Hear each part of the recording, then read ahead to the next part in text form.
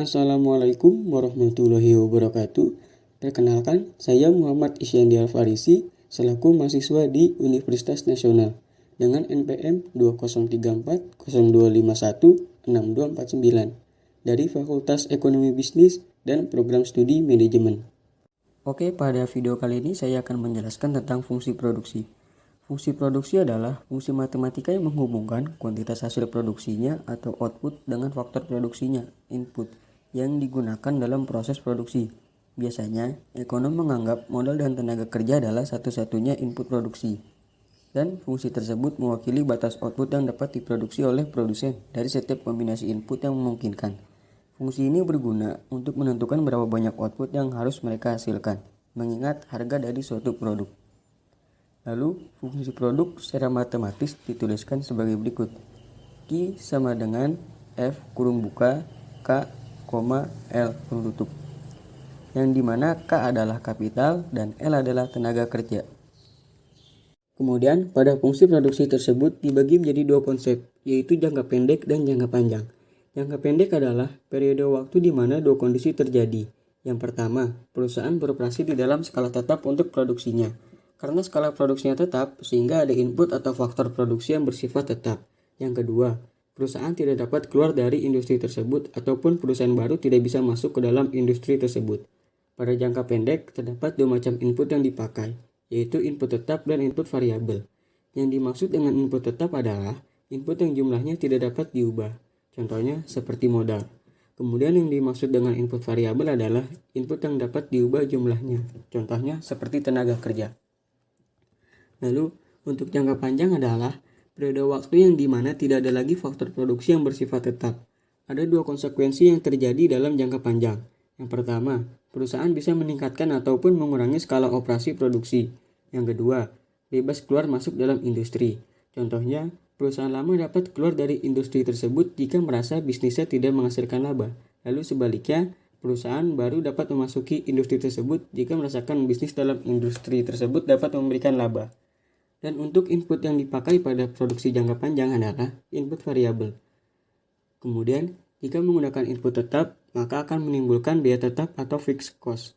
Dan jika menggunakan input variabel, maka akan menimbulkan biaya variabel atau variable cost. Dan untuk produksi jangka pendek dan produksi jangka panjang digunakan tergantung pada kondisi dari perusahaan tersebut. Kemudian ada produksi dengan satu input variabel, yaitu total product, marginal product, dan average product. Yang pertama, total product. Total product merupakan jumlah total dari semua hasil produksi dalam periode tertentu. Produk total akan berubah sesuai dengan banyaknya faktor produksi variabel yang digunakan. Kurva yang menunjukkan hubungan antara produksi total dengan satu faktor produksi variabel, sedangkan faktor lainnya dianggap tetap adalah kurva produksi atau total product. Kurva tersebut dinotasikan sebagai berikut. TP atau Q sama dengan F kurung buka L kurung tutup, yang dimana L merupakan jumlah tenaga kerja yang digunakan. Lalu yang kedua, marginal product. Produksi marginal atau marginal product adalah tambahan total hasil produksi yang diakibatkan oleh pertambahan jumlah faktor produksi variabel yang digunakan. Sehingga jika dituliskan dalam persamaan akan menjadi sebagai berikut. MP sama dengan perubahan output dibagi dengan perubahan input, atau delta kapital Q dibagi dengan delta kapital L. Kemudian yang terakhir, average product. Produksi rata-rata atau average product adalah jumlah total produksi yang dibagi dengan faktor produksi yang digunakan selama proses produksi. Produksi rata-rata dinotasikan dengan fungsi sebagai berikut. AP sama dengan Q dibagi dengan L, yang dimana Q adalah output atau jumlah hasil produksi dan L adalah input atau jumlah tenaga kerja yang digunakan. Berikut saya akan memberikan contoh data dari total produksi, marginal produksi, dan rata-rata produksi jika disusun ke dalam tabel. Oke, saya akan menjelaskan data dari tabel tersebut. Misalnya, jika jumlah tenaga kerjanya berjumlah 2 dan total produksinya berjumlah 12, maka untuk mencari marginal produksinya adalah total produksi dari jumlah tenaga kerja 2 lalu dikurangi dengan total produksi sebelumnya, yaitu total produksi dari jumlah tenaga kerja 1. Kemudian, diperoleh hasilnya, yaitu sebanyak 14. Dan untuk mencari rata-rata produksinya adalah dengan cara total produksi dibagi dengan jumlah tenaga kerjanya. Misalnya, pada tenaga kerja berjumlah 2 dan total produksinya berjumlah 26, maka untuk rata-rata produksinya adalah sebanyak 13. Dan cara tersebut diulangi sampai marginal produksi dan rata-rata produksi pada jumlah tenaga kerja dan total produksinya yang kita ingin ketahui. Saya akan menambahkan penjelasan lagi mengenai data dari tabel tersebut. Dalam jangka pendek, faktor produksi yang dapat ditambah atau dikurangi hanyalah tenaga kerja.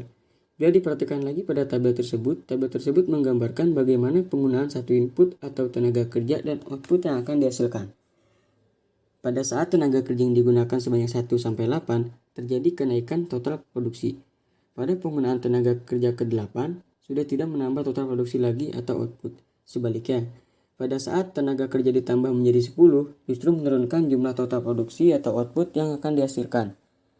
Dan pada saat penggunaan tenaga kerja sebanyak 1-6, bukan hanya meningkatkan total produksi, namun produksi marginal juga masih meningkat.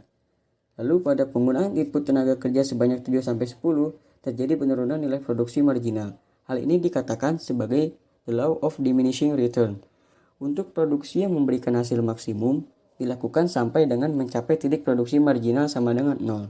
Pada tabel tersebut dapat dilihat bahwa marginal produk atau MP sama dengan 0 terjadi pada saat penggunaan tenaga kerja sebanyak 9. Lalu pada saat itu tercapai, maka perusahaan harus berhenti menambah tenaga kerja. Jika tetap menambah tenaga kerja, justru akan menimbulkan biaya yang lebih mahal dan hal tersebut dapat menjadi kerugian bagi perusahaan. Oke, kita sudah di akhir dari video ini. Terima kasih sudah menonton video saya dan jangan lupa untuk like, comment, and subscribe karena dukungan dari kalian sangat membantu untuk saya. Terima kasih. Wassalamualaikum warahmatullahi wabarakatuh.